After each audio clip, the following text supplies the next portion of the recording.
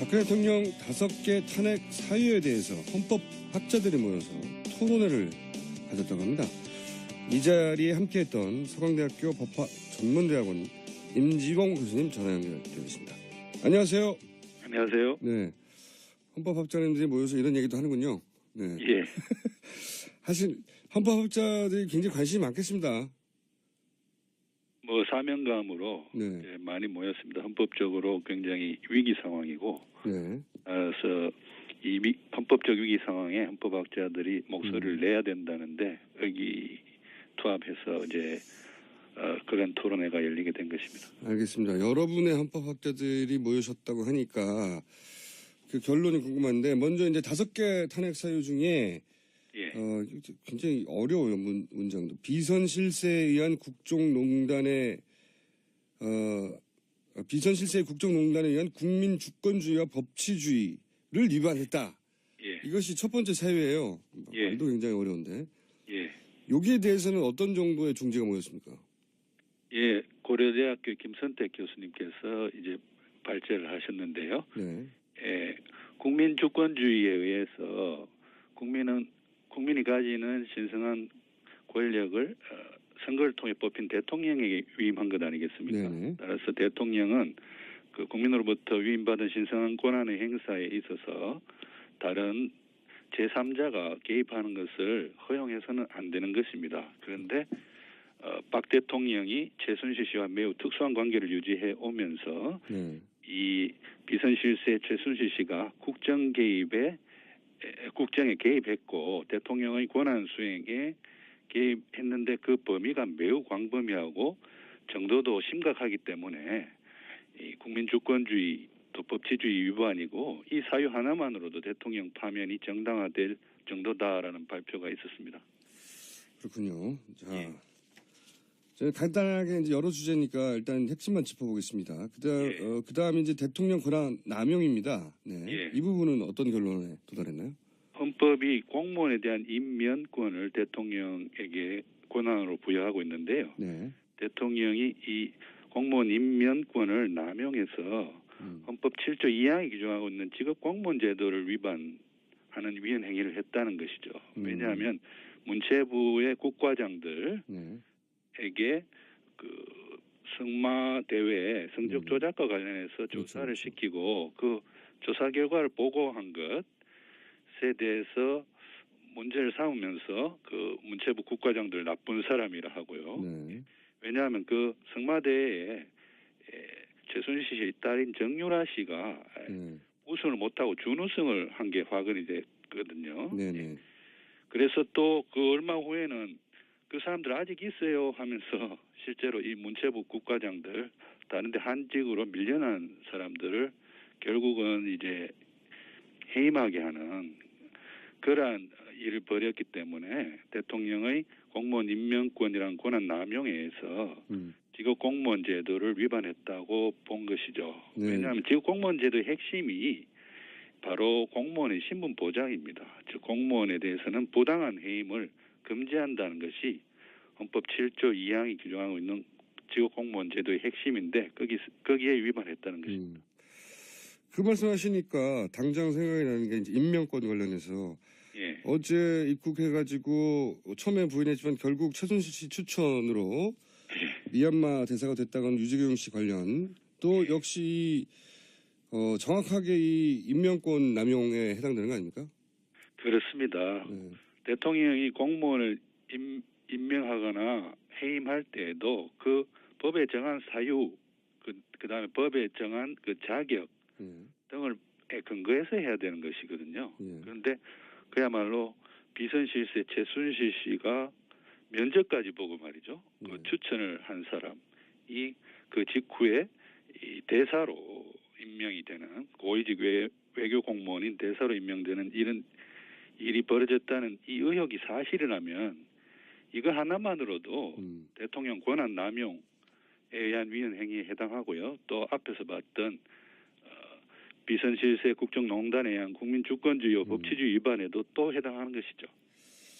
알겠습니다. 저희가 뭐 하나하나 하려면 한도 끝도 없는데 예, 이 5가지가 뭔지를 한번 정리해 보는 의미에서 오늘 연결했는데 세 번째 예, 언론의 자유 침해 이거는 어떤 이유로 들어갔고 어떤 이유로 또 이 탄핵 사유라고 결론이 난 건지.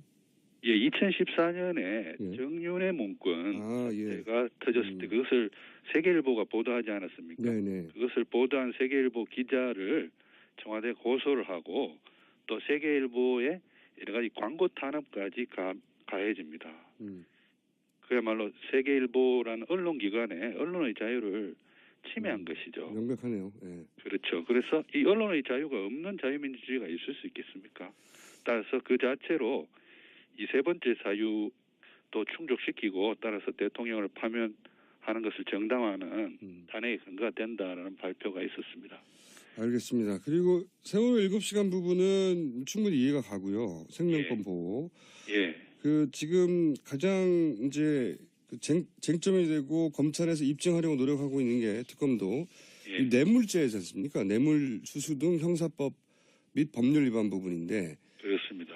이 뇌물죄 부분이 굉장히 입증하기가 쉽지 않고 거꾸로 입증된다면 뭐 명백한 탄핵 사유가 되는 건데 예, 이 뇌물죄에 대해서는 헌법학자들은 어떻게 판단하고 있습니까? 예, 뇌물죄와 관련해서 뇌물죄를 위반했다. 그런 판결은 형사재판에서 법원이 내리는 것입니다. 그렇죠. 예.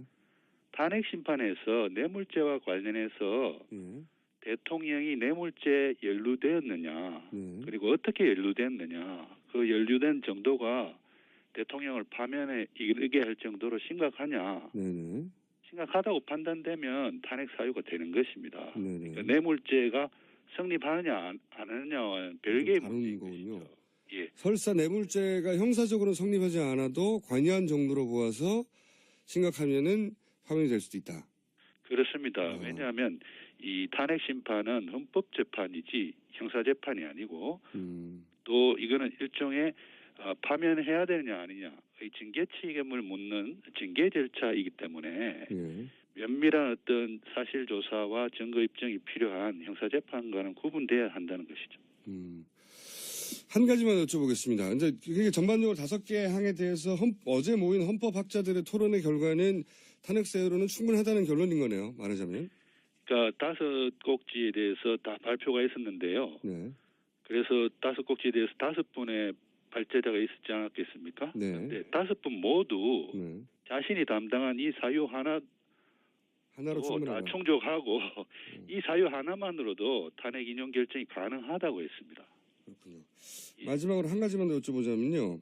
예. 지금 이제 박근혜 대통령 변호인단 전원 사태는 이제 넘어간 것 같고요. 그 전략은 이제 지연으로 쓰는 거 아니냐 했는데 지연 전술로 남은 것 중에 하나가 황교안 이제 대행이 예. 헌재 소장을 지명하고 해야 한다는 이제 이야기들이 보수정 일각에서 나오거든요. 이렇게 되면 물론 국회에서 인준이 안 되겠지만 그 절차 과정 때문에 또 시간이 지연되지 않겠습니까?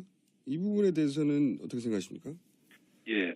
그 권한대행의 직무 범위가 어디까지냐? 즉 권한대행이 헌재 소장을 임명할 권한이 있느냐 없느냐와 관련해서 헌법이나 법률의 규정은 없습니다. 네. 학설이 이 공백을 메우고 있습니다. 헌법 학계의 지배적인 학설은 이러한 경우는 사고로 인한 권한대행이기 때문에 뭐 그럴 확률은 거의 없습니다만 대통령이 만약에 탄핵 기각 결정을 받으면 직무 복귀를 하지 않습니까? 그렇죠.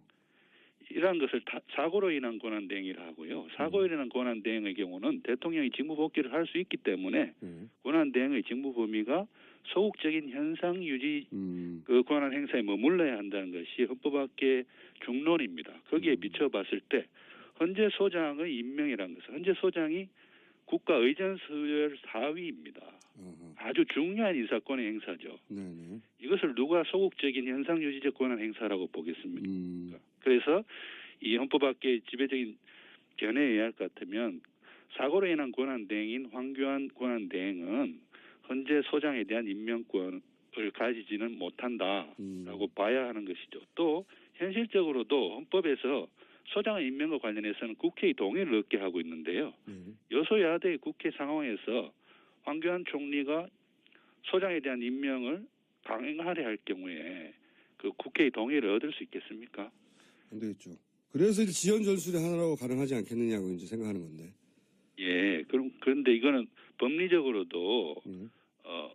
헌재 소장을 권한대행이 사고로 인한 권한대행이 임명할 수 없다고 보기 때문에 그러한 시도 자체가 저는 불발될 걸로 봅니다. 논리적으로도 말이 안 되는 말씀하신 대로 기각될지 인용될지 모르는데 만약 기각되면 대통령이 이제 복귀하는 거 아니겠습니까? 예, 근데 복귀했는데 헌법 소장이 마음에 안 들 수 있잖아요. 본인이. 그렇죠. 예. 그러면은 그게 아니라면은 대통령과 그 총리 대행이 의견을 나눠가지고 헌법소장, 재판소장을 이 사람을 하자고 해야 되는데 그러면 이제 직무 정지된 것을 벗어나니까 그것도 말이 안 되지 않습니까?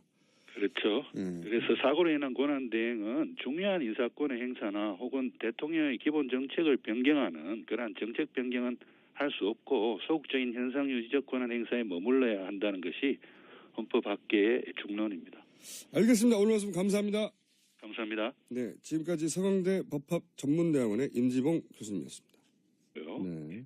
왜냐하면 그 성마대에 최순실 씨의 딸인 정유라 씨가 네. 우승을 못하고 준우승을 한 게 화근이 됐거든요. 네네.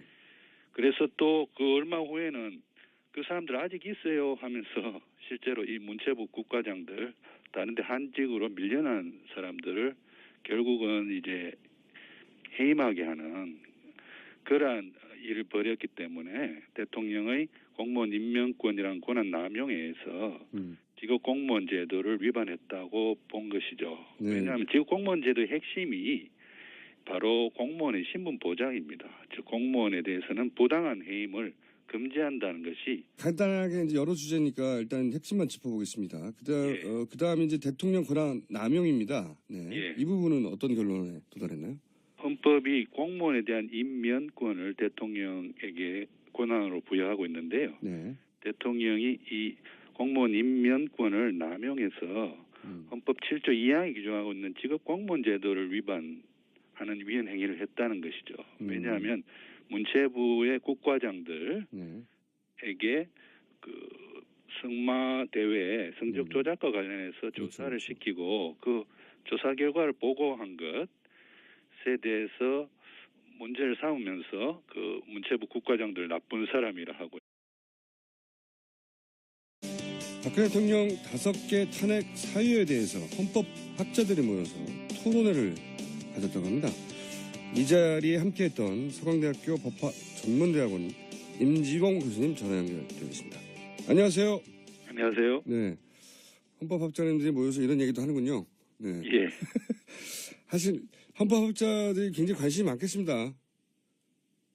뭐 사명감으로 네. 많이 모였습니다. 헌법적으로 굉장히 위기 상황이고, 네. 그래서 이 헌법적 위기 상황에 헌법학자들이 목소리를 내야 된다는데 의기투합해서 이제 그런 토론회가 열리게 된 것입니다. 알겠습니다. 여러분의 헌법학자들이 모이셨다고 하니까 그 결론이 궁금한데 먼저 이제 5개 탄핵 사유 중에 예.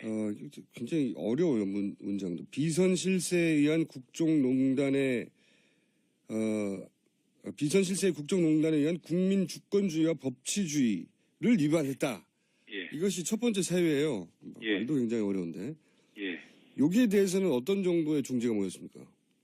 예. 고려대학교 김선택 교수님께서 이제 발제를 하셨는데요. 네. 예. 국민 주권주의에 의해서 국민이 가지는 신성한 권력을 선거를 통해 뽑힌 대통령에게 위임한 것 아니겠습니까? 네네. 따라서 대통령은 그 국민으로부터 위임받은 신성한 권한의 행사에 있어서 다른 제3자가 개입하는 것을 허용해서는 안 되는 것입니다. 그런데 박 대통령이 최순실 씨와 매우 특수한 관계를 유지해 오면서 이 비선실세 최순실 씨가 국정에 개입했고 대통령의 권한 수행에 개입했는데 그 범위가 매우 광범위하고 정도도 심각하기 때문에 이 국민 주권주의 또 법치주의 위반이고 이 사유 하나만으로도 대통령 파면이 정당화될 정도다라는 발표가 있었습니다. 그렇군요. 자, 예.